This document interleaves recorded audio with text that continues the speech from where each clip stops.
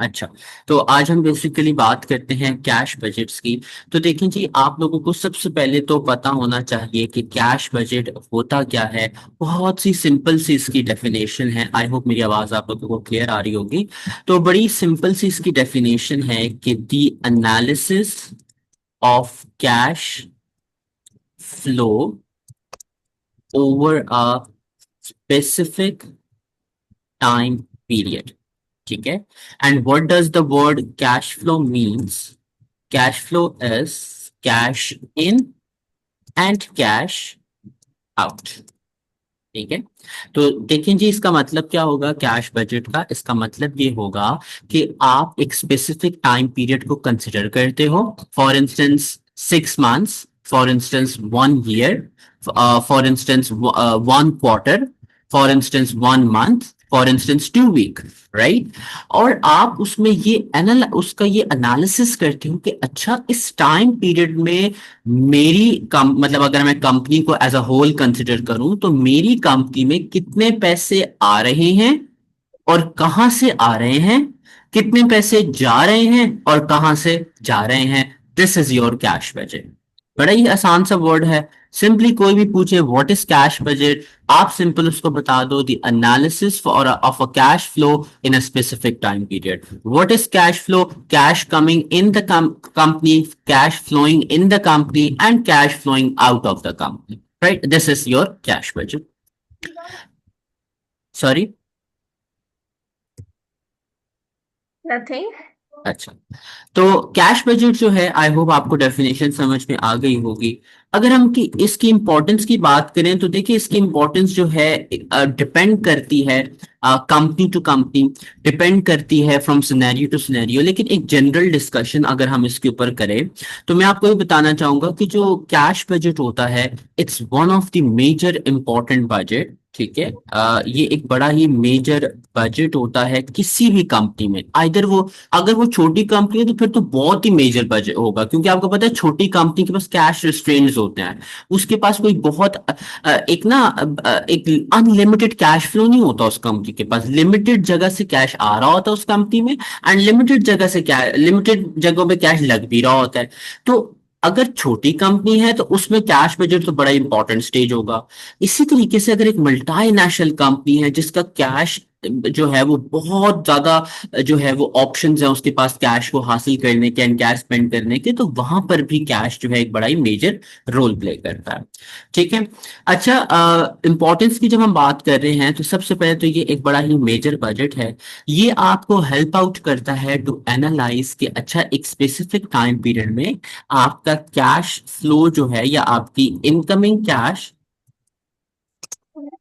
And outgoing cash जो है वो आपका कितना है। देखिए, अगर कंपनी को इनकमिंग और आउटगोइंग कैश का पता चल जाता है तो कंपनी कैश सरप्लस, अब मैं दो वर्ड्स लिखूंगा, cash surplus and cash deficit का जो है वो DEFICIET, हाँ, cash surplus and cash deficit का जो है वो अंदाजा लगा सकती है।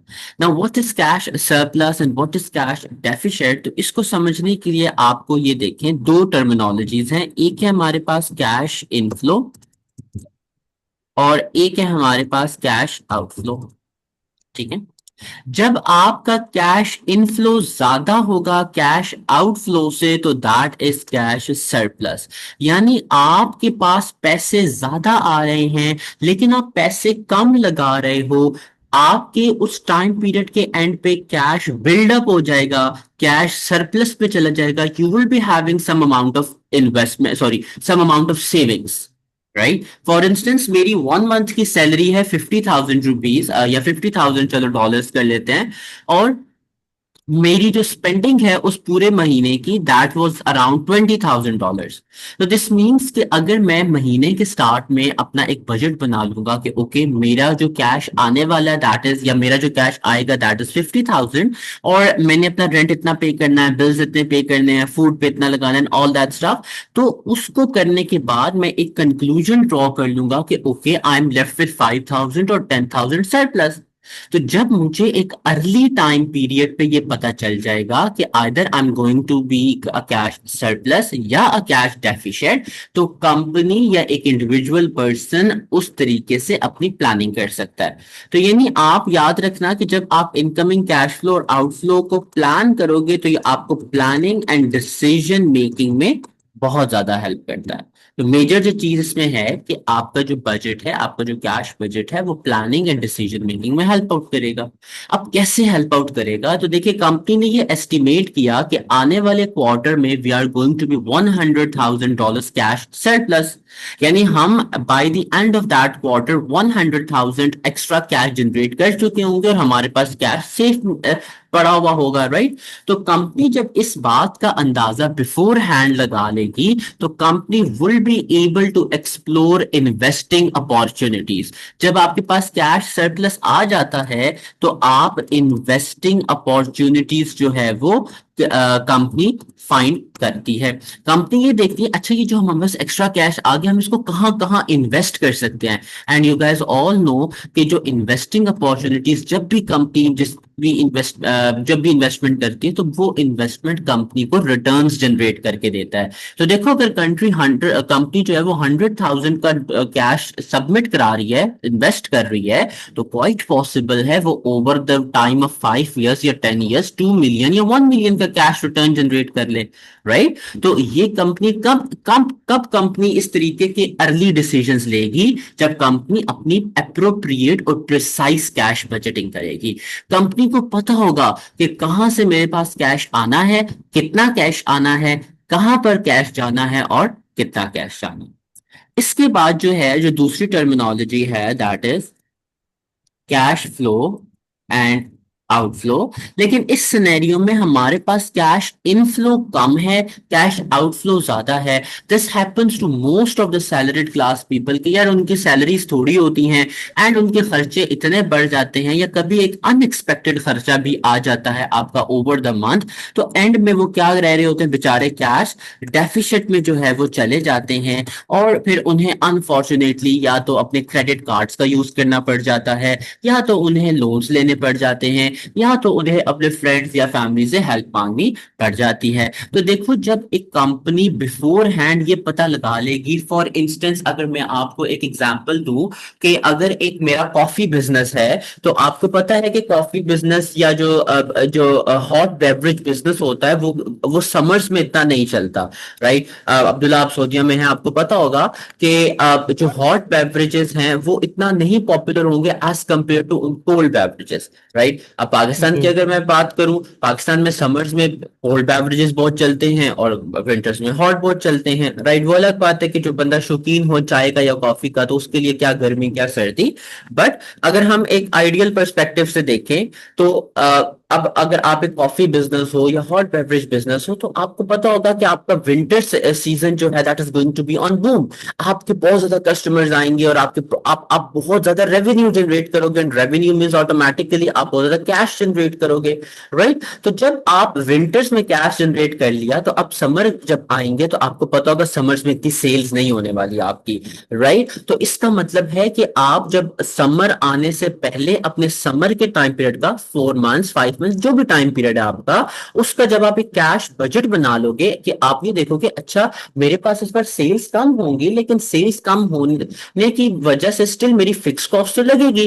तो आपने एक बड़े ही प्रॉपर अंदाज में अपने इस कैश की एलोकेशन करनी होगी। अच्छा, मेरे पास कैश इनफ्लो बड़ा लिमिटेड है लेकिन कैश आउटफ्लो मेरा बहुत ज्यादा है। जब आप टाइम से पहले ही कैश डेफिशिएंट होने का अंदाजा लगा लोगे तो आप अर्ली सेविंग्स कर लोगे, आप अर्ली स्टेप्स ले लोगे इस कैश डेफिसिट से बचने के लिए। कंपनी को पहले से ही पता चल गया कि भाई अगला आने वाला क्वार्टर हमारे लिए अच्छा नहीं होगा, we might make a loss या we might go in cash deficit. तो इसमें कंपनी क्या करेगी? कंपनी ऐसे स्टेप्स ले लेगी जिससे वो इस डेफिसिट को रिड्यूस कर सके, या कंपनी ऐसे स्टेप्स ले लेगी जिससे वो अभी करंटली अपनी स्पेंडिंग्स को थोड़ा मिनिमाइज कर दे, जिससे कैश सेव हो जाएगा एंड वही सेव वाला कैश कैश डेफिसिट के टाइम पीरियड में यूज हो जाएगा। ठीक है? तो आई होप सो यहां तक आपको बात समझ में आ गई होगी। यहां तक अगर आप दोनों का कोई सवाल है तो प्लीज पूछ दो। नहीं सर, डन। जी सर, बिस्को। एक्चुअली मैं कल भी लेक्चर में भी बात नोट की थी आपने। स्टार्टिंग में बजट में ही आपने डेफिनेशन में लिखा है एनालिसिस। हम्म। एनालिसिस बजट के टाइम पे तो नहीं होता। एनालिसिस तो जब हम सब एंड रिजल्ट निकालते हैं, एनालिसिस तो फिर करते हैं हम लोग। एग्जैक्टली देखिए, आपने कैश बजट पूरा बना लिया, राइट, आपके पास वर्किंग्स आ गई, ठीक है, आपकी जो भी पूरी रिपोर्ट है बजट की वो आपके पास आ गई। उस बजट की रिपोर्ट को देख के now you have to make a decision कि okay if we are in cash, आपको कैलकुलेशन से पता चल जाएगा ना कि हम कैश डेफिसिट में या कैश सरप्लस में है। अब you have to take steps in to see कि यार अच्छा हम कैश डेफिसिट को कैसे कम करें या कैश सरप्लस को कैसे यूज करें। तो that is going to be the analysis. आपने एनालिसिस करना है, अच्छा अगर हम कैश डेफिसिट में जा रहे हैं, ऐसा क्या रीजन है कि हम कैश डेफिसिट में जा रहे हैं? क्या हमारे कस्टमर्स हमें पैसे नहीं दे रहे? क्या हमारा क्रेडिट कंट्रोल डिपार्टमेंट अच्छा नहीं है? क्या हम सप्लायर्स को बहुत ओवर पेमेंट्स कर रहे हैं? क्या हम बहुत यूजलेस स्पेंडिंग्स कर रहे हैं? क्या हम लोग इनएफिशिएंट हैं अपनी प्रोडक्शन में जिसकी वजह से हमारी सेल्स नहीं हो रही? तो इस तरीके के क्वालिटेटिव एंड क्वांटिटेटिव फैक्टर्स दोनों, quality factors and quantity factors दोनों को एनालाइज किया जाता है और उनकी बेसिस पे फिर आप अपने कैश बजट्स को इंप्रूव करते हो। समझ में आ गया? जी। बट एक्चुअल तो बाद में आएगा ना, वो जो कैश इनफ्लो आउटफ्लो हमें लगेगा, सरप्लस डेफिशिएट, वो तो नहीं, कैश जी, एक्चुअल की तो हम बात ही नहीं कर रहे, राइट। हम तो बात करें कैश, कैश बजट जो है वो बिफोर टाइम बनाए जाते हैं। जब आपने कैश बजट बना लिया, उस बजट को फिर आप एनालाइज करते हो कि अच्छा इस बजट के अकॉर्डिंगली हम डेफिसिट में जा रहे हैं या सरप्लस में जा रहे हैं। उस बजट को फॉलो करते हुए आप अपने एक्चुअल रिजल्ट्स को थोड़ा अल्टर करते हो, चेंज कर देते हो। जब एक्चुअल रिजल्ट्स आ गए तो फिर उसके बाद आप अपनी वेरिएंस रिपोर्ट्स बनाते होते हो, वो अगला हिस्सा है इसका। ठीक है, डन। चल।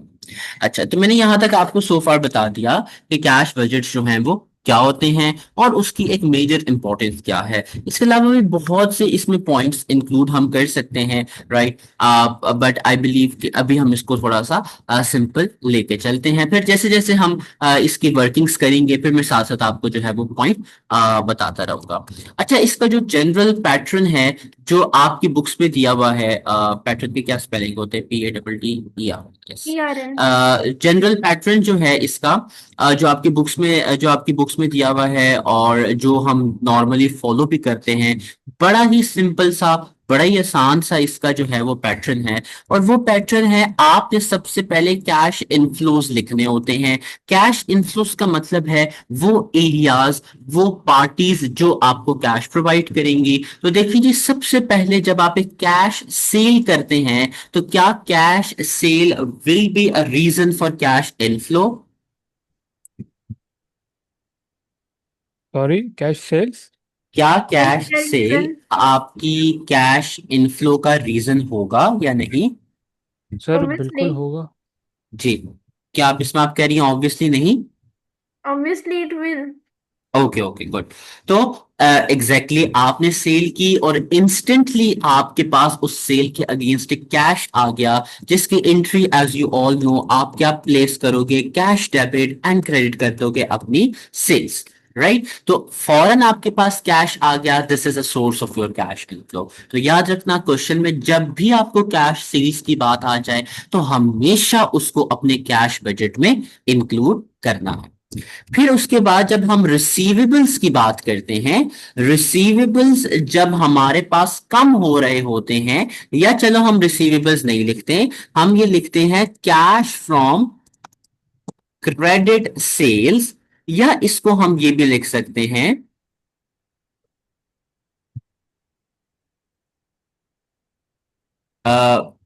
Reduction in receivables.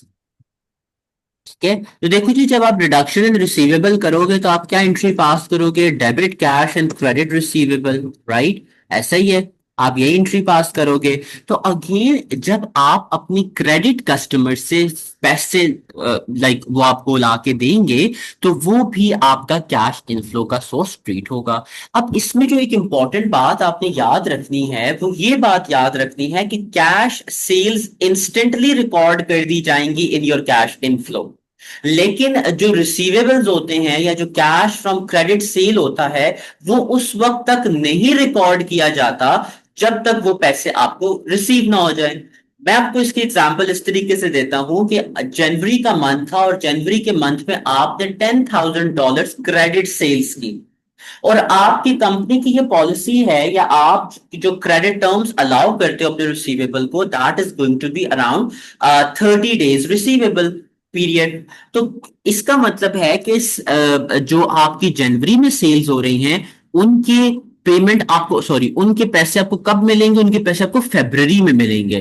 तो जब आप इसका कैश बजट बनाओगे तो आप ये लिखोगे कि जो जनवरी की क्रेडिट सेल है, क्योंकि उसके पैसे फरवरी में रिसीव हो रहे हैं, तो आप फरवरी के कॉलम में कैश इनफ्लो फ्रॉम जनवरी सेल्स रिकॉर्ड करोगे, ना कि जनवरी की कॉलम में। यहां तक बात समझ में आई?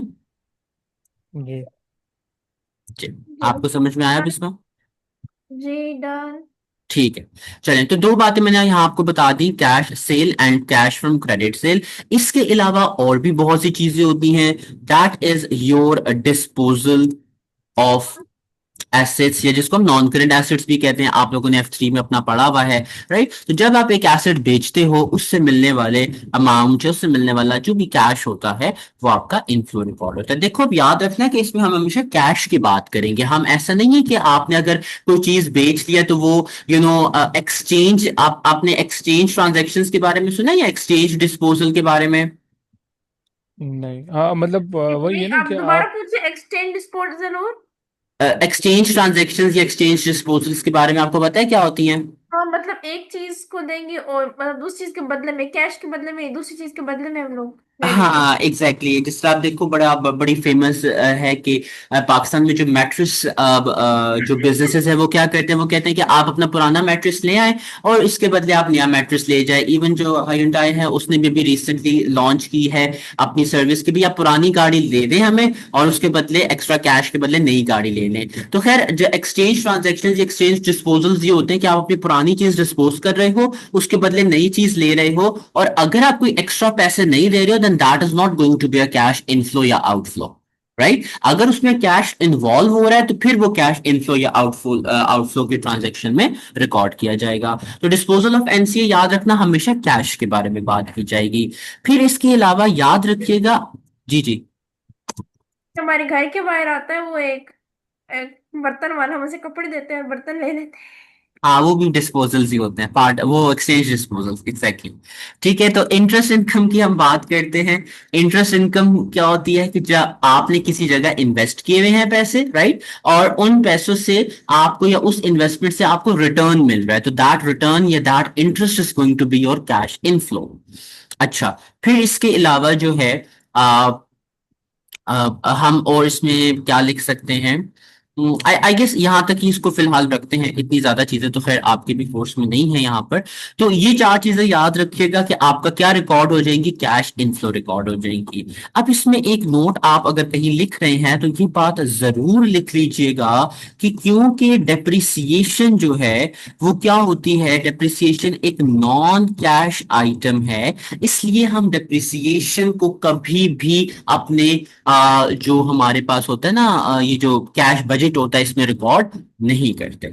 ठीक है, मैं दोबारा बोल रहा हूं कि क्योंकि डेप्रिसिएशन एक नॉन कैश आइटम है, ये सिर्फ पेपर कैलकुलेशन की लिमिट तक ही इसको रिकॉर्ड किया जाता है, कोई रियल ट्रांजैक्शन नहीं होती आपकी। दैट इज वाई आपकी जो डेप्रिसिएशन है, it is not included in your cash budget. ठीक है, अगर आपको कभी कोई ऐसा पॉइंट मिल भी जाए in the your cash budget question, जिसमें वो लिखे कि depreciation is charge 20% straight line, so simply ignore that.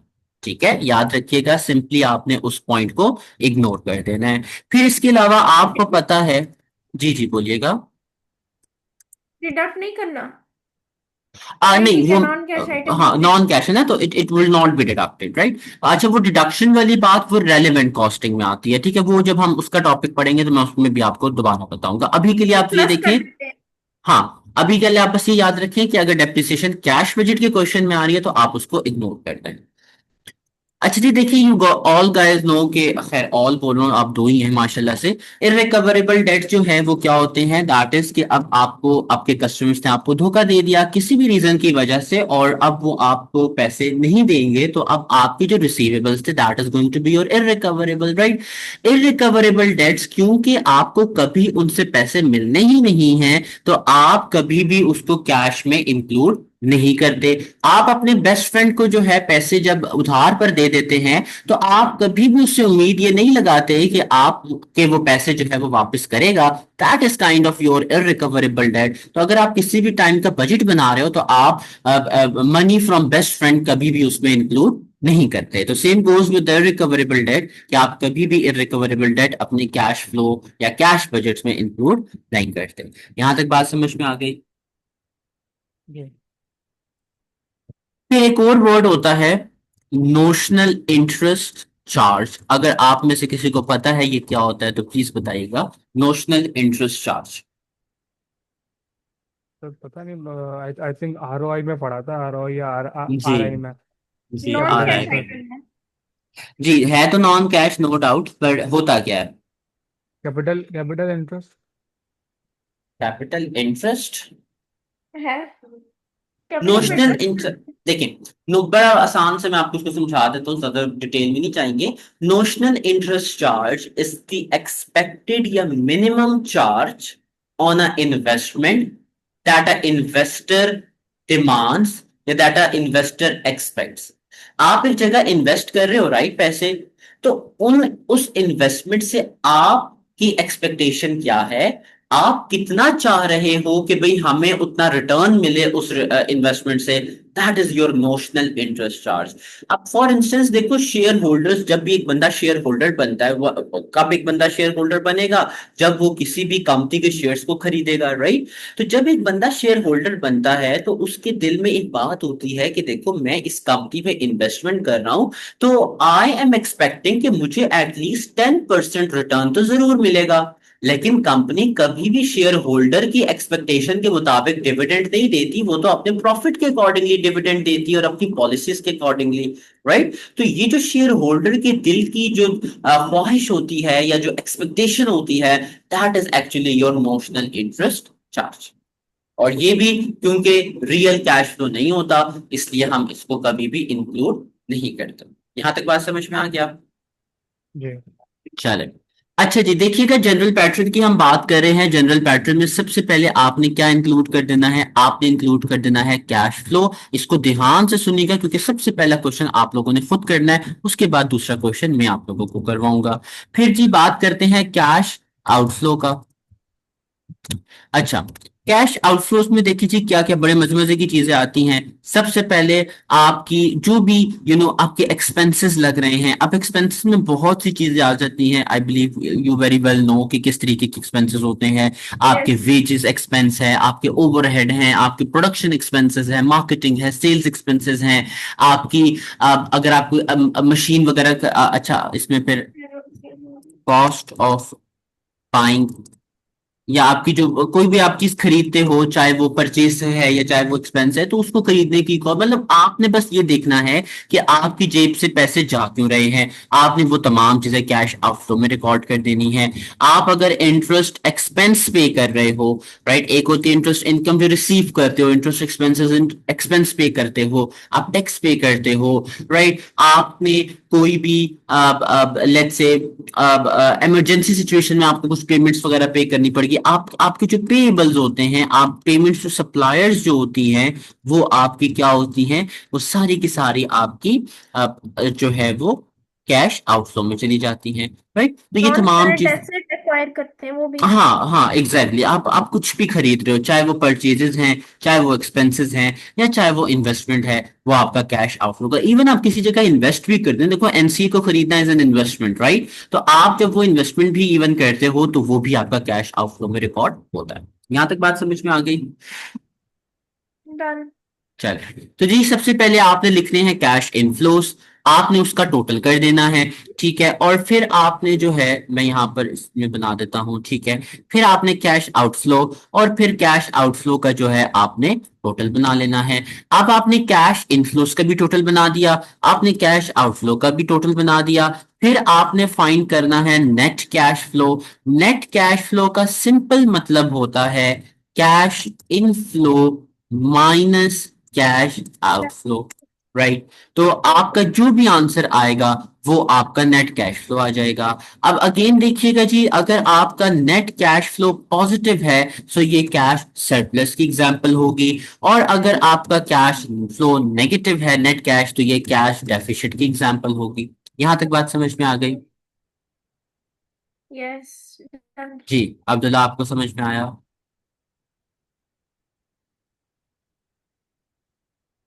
जी अब्दुल्ला, आपका माइक म्यूट है, आपको समझ में आया? जी जी सर, बिल्कुल, सॉरी सॉरी जी। ठीक है, चलें। जी अच्छा देखिएगा जी, आपका नेट कैश फ्लो जो भी आता है, चाहे वो इनफ्लो है आउटफ्लो, आप उसमें ऐड कर देते हो, क्या आप उसमें, सॉरी, आप उससे माइनस कर देते हो जो आपका महीने के स्टार्ट में पड़ा हुआ था, that is opening cash flow, ठीक है। अब ओपनिंग कैश फ्लो या ओपनिंग मतलब, इसका सिंपल मतलब ये है कि सर महीने के, वेट करें, अभी बताने का लग। जी मैं ये कह रहा था कि आपने जब नेट कैश फ्लो आपका आ जाएगा, तो उस नेट कैश फ्लो में से आपने माइनस कर देने हैं अपना opening cash, sorry it's not cash flow, it's opening cash. Opening cash का मतलब है कि उस टाइम पीरियड के स्टार्ट में आपके पास कितना कैश ऑलरेडी मौजूद था। अब क्योंकि वो ऑलरेडी मौजूद था, then that cash is not going to be included in the specific जो कैश बजट है। आप उसको इसमें से माइनस कर दोगे अपने नेट कैश में से। तो जैसे ही आप ओपनिंग कैश माइनस करोगे अपने नेट कैश फ्लो में, तो आपका क्या आंसर आ जाएगा? आपका क्लोजिंग कैश का आंसर आ जाएगा, ठीक है जी। इस महीने का, इस टाइम पीरियड का जो क्लोजिंग कैश होगा, वो अगले महीने का या अगले टाइम का आपका ओपनिंग कैश बन जाएगा। आई होप सो यहां तक बात आपको समझ में आ गई होगी। अब क्वेश्चन पर्सपेक्टिव से हम बात करें, तो आपको वो जो मेजर क्वेश्चंस देगा, आपको वो नेट कैश फ्लो का क्वेश्चंस दे सकता है, जो 2 मार्क क्वेश्चन अगर एमसीक्यू आ रहा है तो वो आ सकता है। और क्लोजिंग जो कैश है उसके वो आपको क्वेश्चंस जो है वो जरूर दे सकता है। अगर ये 10 मार्क्स का आता है, तो आपको वो पूरा प्रोफॉर्मा बना के दे देगा, कैश इनफ्लो आउटफ्लो। और वो आपको बोलेगा मुझे इन एक स्पेसिफिक, मतलब वो आपको ना फिल इन द ब्लैंक्स दे देगा, मतलब इसकी फिल इन द ब्लैंक दे दी, इसकी फिल इन द ब्लैंक दे दी, तो आपको करेक्ट कैलकुलेट करके वो चीजें इसमें लिखनी होंगी, और एट द एंड आपको करेक्टली क्लोजिंग कैश फाइंड करना होगा। यहां तक बात समझ में आ गई?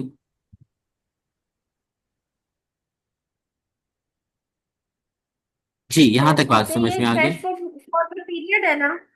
जी जी, ये कैश फ्लो एक फॉर द इट्स पीरियड है ना? exactly for the period, yes, that period can either be your week, your month, your quarter, your half a year, your year का बड़ा ही कम होता है, मतलब बड़ा लंबा हो जाता है, तो हम हाफ अ ईयर तक के लिए बात कर सकते हैं, ठीक है। तो आई होप से यहाँ तक बात समझ में आ गई होगी। इस पैटर्न को जल्दी से जरा एक गो थ्रू कर ले 1 मिनट में, तब तब जो है उसके बाद फिर हम इसमें आगे स्टार्ट करते हैं, ठीक है। सर हो गया, आगे चलते जी सर। हैं।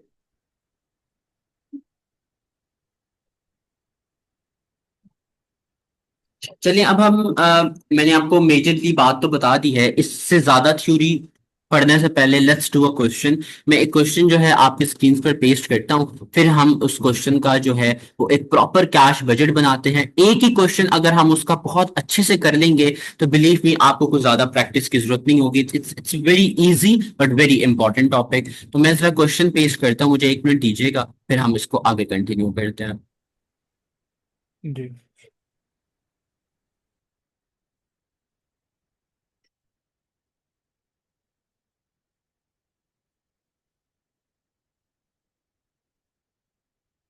वेट करें।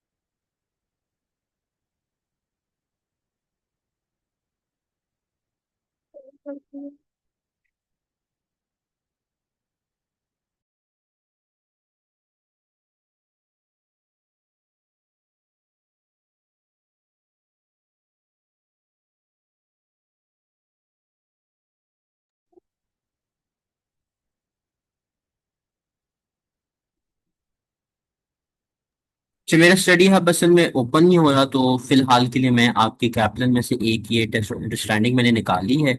इसको हम जरा डिटेल में सॉल्व करते हैं। इसका 1 मंथ में आपको करवाऊंगा, और बाकी के जो 4 मंथ्स है वो आपने अभी करने होंगे। अगर आप ये कर लेते हैं तो ट्रस्ट में आप आंखें बंद करके कैश बजट से आगे मूव कर सकते हैं। ठीक है, बड़ा ही आसान है लेकिन बड़ा ही इंपॉर्टेंट चैप्टर है। अच्छा जी, चलिए, आई होप सो आपको स्क्रीन पे दिख रहा होगा कि ये एक बड़ी ही एक्सटेंसिव सी टेस्ट और अंडरस्टैंडिंग है। ठीक है, जल्दी जल्दी इसको कवर अप करेंगे। अच्छा जी, देखें, आपको उसने जनवरी, फरवरी, मार्च एंड अप्रैल के जो है वो प्रॉफिट एंड लॉस दे दी है। ठीक है, और कुछ उसने पैटर्न्स जो हैं वो लिख दिए हैं। ये पॉइंट्स की मैं बात करूं, ये वाले सारे पॉइंट्स लिख दिए हैं। ठीक है, और वो ये कहता है कि आप मुझे जनवरी, फरवरी, मार्च और अप्रैल का जो है वो क्या बना के बताओ, मुझे कैश बजट बना के बताओ। जनवरी का मैं आपके लिए बनाऊंगा यहाँ स्क्रीन पर, फरवरी, मार्च और अप्रैल का आपने खुद बनाना होगा। ठीक है, अच्छा जी, देखिए जी, इसको और बनाने का तरीका कैसे है, वैसे बनाना सीख लें, आएगा आपको पेपर में बना हुआ ही। ठीक है, तो बनाने के लिए सबसे पहले हम यहाँ पर लिख लेते हैं जी, सबसे पहला हमारा मंथ है जनवरी, then we have February, then March sir shortened, form लिख दीजिए आप। अच्छा चलिए ठीक है, देन वी हैव अप्रैल। ठीक है जी, अच्छा, अब मैंने आपको क्या बताया था, सबसे पहले आपने क्या रिकॉर्ड करना है, आपने कैश इनफ्लोज रिकॉर्ड करने हैं, ऐसा ही है। अब कैश इनफ्लोज की जब हम बात करते हैं तो सबसे पहले वो ये देख लें आप, ये वाला पॉइंट, थर्ड लास्ट पॉइंट। ठीक है, थर्ड लास्ट पॉइंट आपको ये कहता है कि all sales are on credit, 20% of receivables are expected to be paid in the month of sale. Number one, जितनी भी सेल्स हो रही हैं सारी क्रेडिट है, उस सेल का 20% will be paid in the month of the sale. तो जनवरी की सेल्स कितनी है जी, 60,000, right, and they are saying that of that 60,000, 20,000 जो रिसीवेबल्स है वो कब पे हो जाएंगे, in the month of sale. तो क्या मैं इसको ऐसे रिकॉर्ड कर सकता हूं कि जैन, यहां पर मैं लिख देता हूं जैन सेल, एंड जनवरी की सेल्स हैं 60,000, 60,000 का प्लीज गौर से देखिएगा 20% इसी महीने पे हो रहा है। Can I right like this कि जनवरी की सेल्स का 12,000 रुपी जो डॉलर है वो हमें इनफ्लो मिलेगा जनवरी में। यहां तक बात समझ में आ गई? जी ठीक हो गया। जी चल, चले, then 80% in the following month. Okay, so यहां पर वो कहता है कि जो 60,000 है उसका 80% आपको कब मिलेगा, उसका 80% आपको फेब्रुवरी में मिल रहा है। तो can I February, right it like this? समझ में आ गई ये बात? 48,000। अच्छा जी, जी फिर देखिए जी, एक और जी बात वो करता है, unpaid trade receivable at the beginning of जनवरी। ये किसका अनपेड होगा, ये दिसंबर का अनपेड होगा, राइट। उसने कहा है ना कि एक आपको जनवरी में मिल रहा जी है, और मतलब एक उसी महीने मिल जाता है, एक अगले महीने। तो ये जो 44,000 है ये अनपेड रिसीवेबल्स होंगे किसके, दिसंबर में, विच मीन्स ये कब पे आउट हो रहे होंगे, सॉरी पे इन हो रहे होंगे, ये आपको पे इन हो रहे होंगे जनवरी। जनवरी में। तो ये कितने हैं, that is going to be forty four जनवरी थाउजेंड यहां तक बात समझ में आ गई? जी, यहां तक बात यस। समझ में आ गई। अच्छा जी, चले, फिर इसके बाद जो है हम आगे बात कर लेते हैं और देखते हैं कि कुछ और रिसीवेबल से रिलेटेड, वैसे और तो कुछ लिखा नहीं हुआ, तो हम यहीं पर इस रिसीवेबल्स को एंड कर देते हैं, और यहां पर हम जरा टोटल जो है वो कैलकुलेट कर लेते हैं। So what is your total, total will be 56,000। I hope so आपको यहां तक मेरी बात समझ में आ गई होगी। जी ठीक है, चले जी, अब नेक्स्ट, अब सॉरी, अब हम बात करते हैं कैश आउटफ्लो की। ठीक है, बस और कहीं से कैश नहीं आ रहा?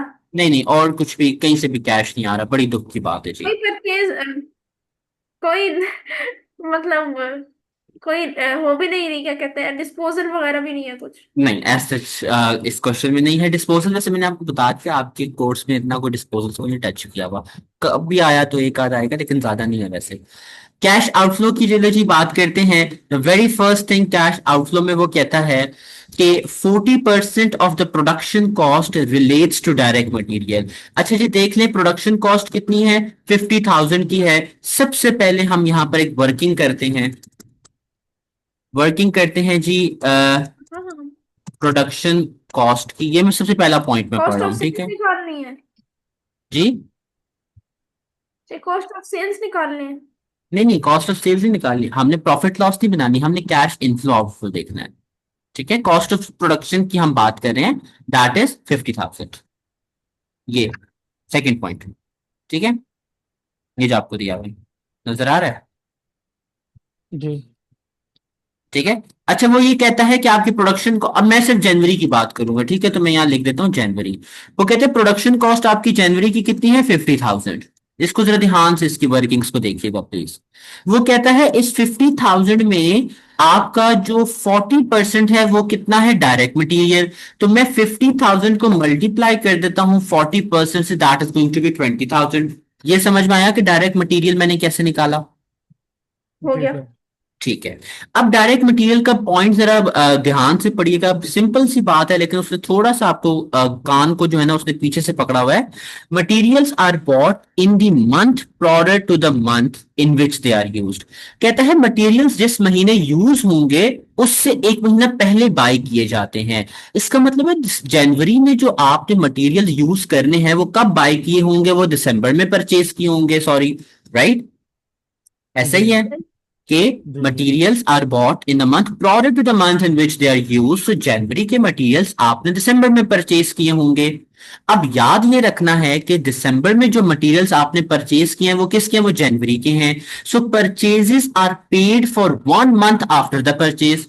और आप जिस महीने मटेरियल खरीद रहे हो उससे एक महीने बाद पे कर रहे हो, विच मीन्स जो मटेरियल्स आपने दिसंबर में खरीदे होंगे वो कब पे हो रहे होंगे, जनवरी में। फरवरी में। जनवरी में। तो मतलब जी उसके कहने का मतलब है कि जनवरी में यूज होने वाले मटेरियल्स जनवरी में ही पे हो रहे हैं। लेकिन उसने थोड़ा सा यूं कर दिया, पहले बोला कि जनवरी में यूज होने वाले मटेरियल्स दिसंबर में खरीदोगे और उसको पे करोगे दिसंबर के एक महीने बाद, तो यानी ऑटोमेटिकली जनवरी ही उसका मतलब बनता है। यहां तक बात जी समझ में आ गई आपको? यस। जी जी। अच्छा जी, तो डायरेक्ट मटेरियल्स देखें जी, टोटल कॉस्ट कितनी है, 20,000। वो पूरी की पूरी मैंने जनवरी में रिकॉर्ड कर दी। समझ में आ गया? जी चलें आगे चलते हैं। पहला पॉइंट देखिएगा सेकंड पेज का, 30% of the production cost relates to direct labour. अच्छा जी, वो कह रहा है कि डायरेक्ट लेबर आपका कितना है। डायरेक्ट लेबर की बात करते हैं, दैट इज योर नीचे थर्टी आपने परसेंट आपने नीचे किया है?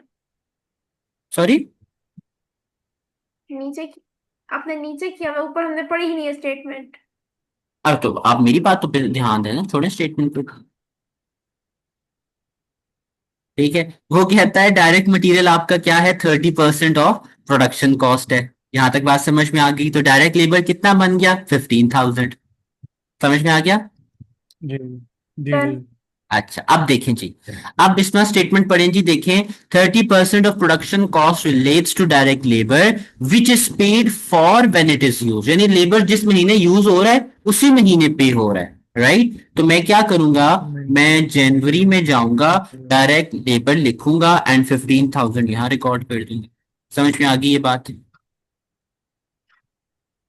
सही है। जी 15,000 आपने 50,000 का 30% लिया ना। Exactly exactly. हाँ आपने जी। ये बात अब याद रखनी कि प्रोडक्शन कॉस्ट का 30% है, ठीक है। क्योंकि बेदहानी में क्या होगा, आप जी जी डायरेक्ट मटेरियल का 30% ले लोगे, लेकिन उसने यहाँ क्लियर कट लिखा हुआ है कि प्रोडक्शन कॉस्ट। तो मेक श्योर करो कि जब भी इस तरीके के क्वेश्चंस हो परसेंटेजेस वाले, you need to make sure कि आप किस चीज का परसेंट कैलकुलेट कर रहे हो, राइट।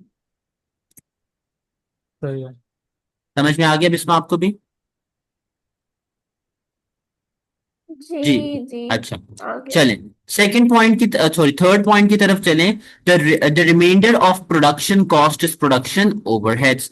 तो अच्छा जी, अब देखते हैं रिमाइंडर कितना है, प्रोडक्शन ओवरहेड्स।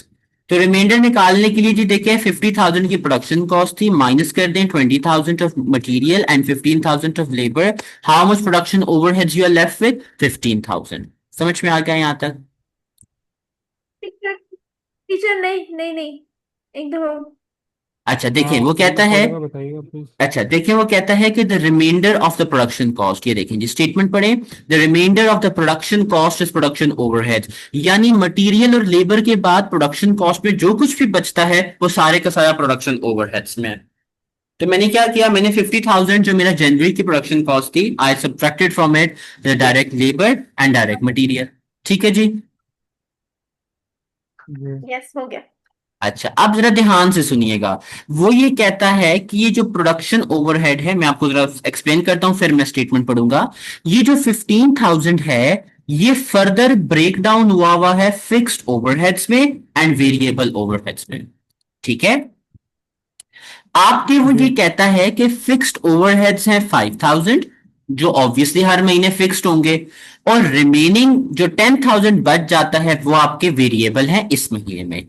यानी out of your 15,000 production overheads 5,000 are the fixed and the reminder is variable overheads. अब मैं आपको स्टेटमेंट पढ़ के बताता हूं। 5,000 per month is a fixed cost which includes, अच्छा इसको रहने दें, और the remaining overhead is variable. ये दो बातें आपको समझ में आ गई जो मैंने आपको बताई? यस, जी सर। अच्छा अब दोबारा हो गया। सुने, वो ये कहता है कि ये जो फिक्स्ड कॉस्ट है 5,000 की, इट इंक्लूड्स 3,000 ऑफ डेप्रिसिएशन। इसमें क्या है, इसमें 3,000 की डेप्रिसिएशन है। ठीक है, तो ये देखें, 5,000 per month is a fixed cost which includes 3,000 of depreciation. Fixed production overhead costs are paid for when incurred. ये उसी महीने पे हो जाते हैं जिस महीने ये इनकर होते हैं। मैंने आपको ऊपर बात बताई थी कि हम कभी भी डेप्रिसिएशन को इंक्लूड नहीं करते। तो क्या अगर मैं अपने बजट में 2,000 की फिक्स्ड ओवरहेड कॉस्ट लिखूं तो क्या ये ठीक है या गलत? ये ठीक है। जी अब्दुल्ला, ठीक है बिल्कुल। देखिए 5,000 की टोटल कॉस्ट थी फिक्स्ड की, लेकिन उसमें से 3,000 डिप्रिसिएशन है, मैंने वो रिकॉर्ड नहीं करना, मैंने 5,000 में से 3,000 माइनस कर देने हैं and I am gonna record 2,000 जो मेरी फिक्स्ड ओवरहेड होगी। यहां तक बात समझ में आ गई आप दोनों को? जी। अच्छा जी, यस, चल डन। चल। अच्छा अब देखिएगा वो ये कहता है कि the remaining overhead is variable. Remaining overhead उसका क्या मतलब है, ये 10,000 की बात वो कर रहा है। ठीक है, इसको मैं हाईलाइट कर देता हूं बिकॉज इसकी आगे उसने फर्दर क्लासिफिकेशन बताई। अच्छा जी जरा ध्यान से पढ़िएगा, the variable production overhead is paid 40% in the month of usage. इसका क्या मतलब है कि अगर जनवरी के ओवरहेड्स हैं तो उस ओवरहेड का 40% कब पे हो रहा है, जनवरी में। तो इन जनवरी में। सेम मंथ अगर मैं यहां पर लिखूं,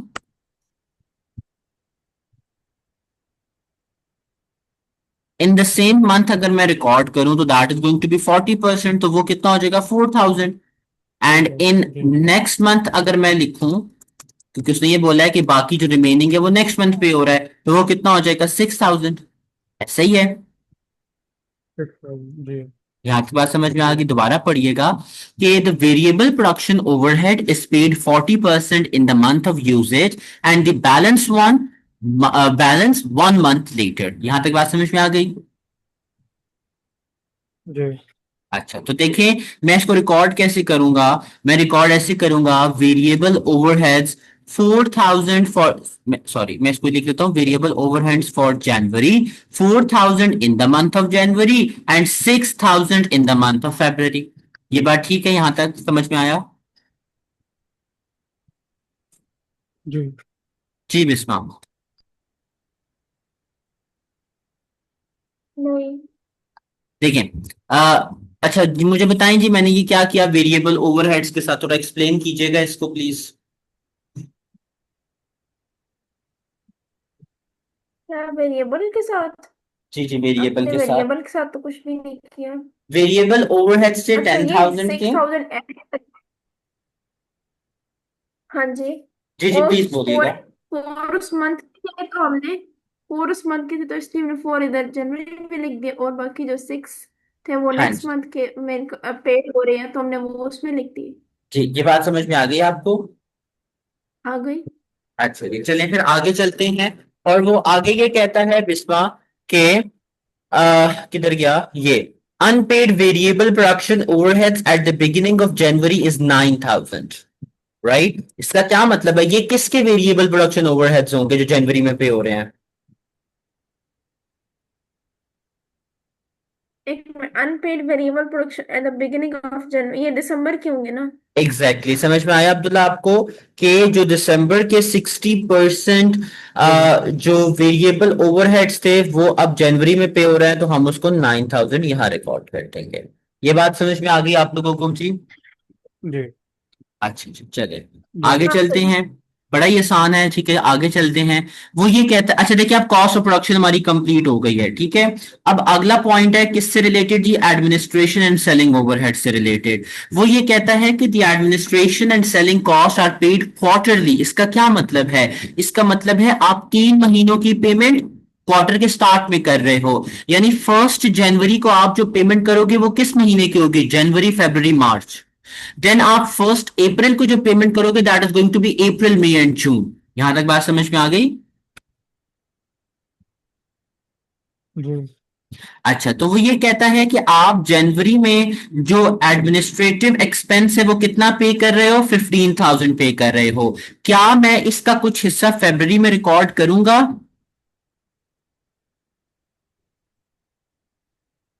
पर वो स्टेटमेंट वापस दिखाइएगा, उसमें लिखा हुआ होगा। जी जी जी जी, प्लीज प्लीज, ये नहीं।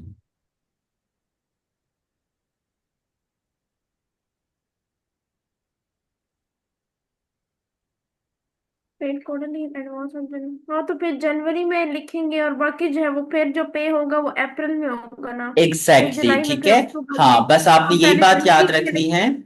जी, आपने यही बात याद रखनी है कि कैश को हम अपॉर्शन नहीं करते होते, राइट? ये ना हो आप अपॉर्शन करने बैठ जाएं कि जी अच्छा जी 15,000 3 महीनों का है तो 5,000 जनवरी में, अगर नहीं, उसने बोला जनवरी में वन पेमेंट है, आप जनवरी में पे करो, फिर अप्रैल में, तो यानी फरवरी और मार्च में आपने एडमिनिस्ट्रेटिव एक्सपेंसेस का कुछ भी नहीं लिखना।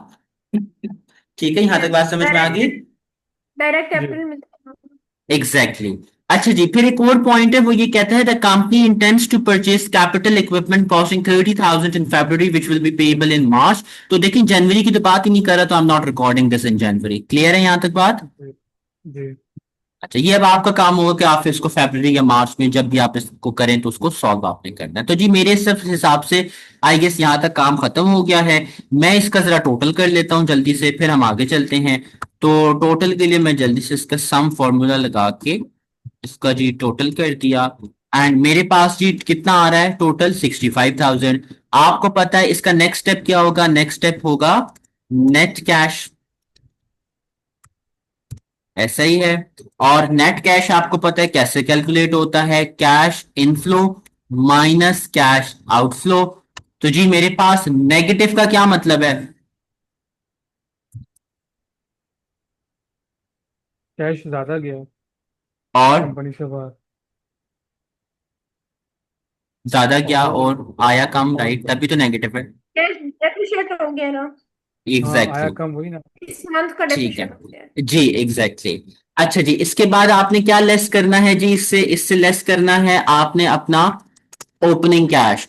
ओपनिंग कैश कितना दिया हुआ है जी, वो देखो, वो कहता है आप 1 जनवरी को ऑलरेडी 5,000 ओवर ड्रॉन थे, यानी आपने 5,000 का ऑलरेडी बैंक को उधार पे करना है, राइट? तो इसका मतलब है ये क्या होगा, ये नेगेटिव में चला जाएगा, नेगेटिव, सॉरी, ये 5,000 है। और हाँ, इसको आपने माइनस करना है, यानी चलो मैं इसको नेगेटिव ही कर देता हूं। ये चलो 5,000 अगर हम लिख लें तो वो ऑटोमेटिकली माइनस हो जाएगा, ठीक है। एक तो मिनट। जी जी बोलिएगा। हाँ ठीक है, लेस करना है ना ओपनिंग, वो माइनस करना है वहां से, तो ये माइनस माइनस फिर प्लस हो एग्जैक्टली जाएगा। और फिर एग्जैक्टली इस साथ जब 9,000 आप हाँ। माइनस। तो आपका क्लोजिंग कैश जो है वो कितना आ जाएगा जी, आपका क्लोजिंग कैश आ जाएगा 14,000 का, फोर्टीन ठीक है। 14,000। सॉरी, ये आ जाएगा नेगेटिव जी 14,000 का, ठीक है।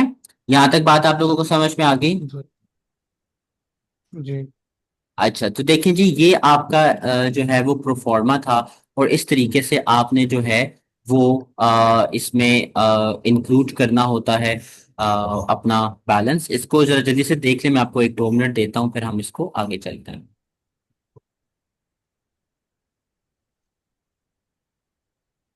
अगर कोई सवाल है आपका तो प्लीज पूछ लीजिए।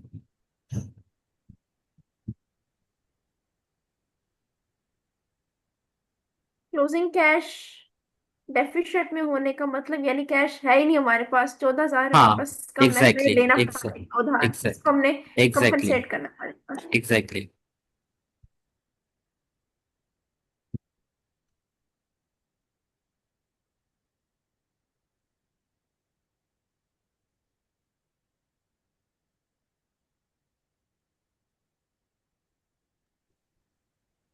टीचर क्या करना है? यहाँ तक समझ में आ गया आप लोगों को? जी। जी जी। अच्छा चलें फिर आगे चलते हैं।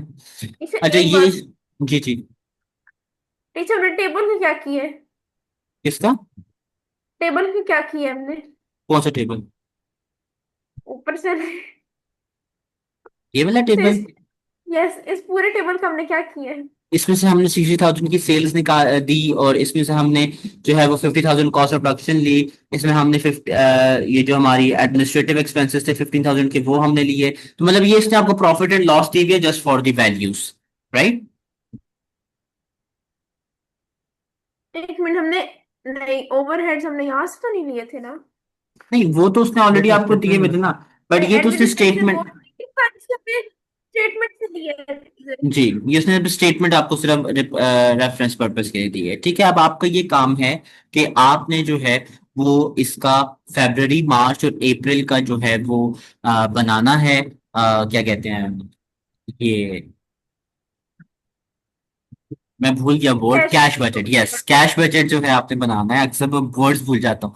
कैश बजट आपने बनाना है, ठीक है। और आपने जो है वो कोशिश करनी है कि इसको अपना कंप्लीट कर लेना है। इससे कैश बजट से रिलेटेड जो थ्योरी है, जरूर उसको स्टडी हब से पढ़िएगा। ऑल द थ्योरी तो इसमें कुछ है नहीं खास, टू बी वेरी ऑनेस्ट। इसमें प्रैक्टिकली ये इसी तरीके के क्वेश्चंस आते हैं, ठीक है। तो आपने इसको जरूर कवर अप करना है, बहुत आसान है, ठीक है। बस सिर्फ आपको याद ये रखना है कि आपने जो है वो किस तरीके से चीजों को लेकर चलना है। मैं जरा एक देख लेता हूँ, अगर मेरे पास 1-2 क्वेश्चंस और हैं तो वो आपको मैं देता हूँ, आप इसको सॉल्व कर लें, फिर हम एक ही दफा आगे चलते हैं, ठीक है। जी अच्छा, एक मैं टेस्ट अंडरस्टैंडिंग आपको देता हूं अभी, आप उसको प्लीज सॉल्व कीजिएगा, और फिर हम उसके बाद आगे चलते हैं, ठीक है। सही है।